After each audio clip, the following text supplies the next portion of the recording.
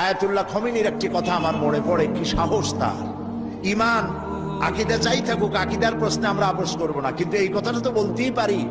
যখন আমেরিকা তাকে বলেছিল যে আমার দূতাবাস থেকে যে 56 জনকে গ্রেফতার করা হয়েছে আমেরিকান, এদেরকে ছেড়ে দাও, তা না হলে তোমার খাদ্য রসদ আমেরিকা থেকে যত সাহায্য যায় সব বন্ধ করে দেওয়া হবে।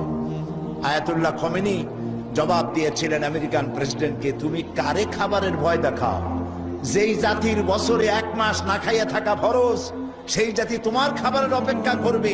তোমার মতো কাফেরদের খাবারের কোনো পরোয়া আমরা করি না। মুসলমানেরা যখন ঐক্যবদ্ধ হয়েছিলেন, আল্লাহ তাদেরকে বিজয় দান করেছিলেন। সেখানে ঐক্যবদ্ধ হওয়ার জন্য আসুন তাওহীদের উপর ঐক্যবদ্ধ হই, খাতমে নবুয়তের আকীদার উপর ঐক্যবদ্ধ হই, শিরক এবং বেদাতের বিরুদ্ধে কথা বলি, একই সুরে বলি, একসাথে বলি, জীবনকে বাজি রেখে বলি। আল্লাহ তাআলা এই তৌফিক আমাদেরকে দান করুন।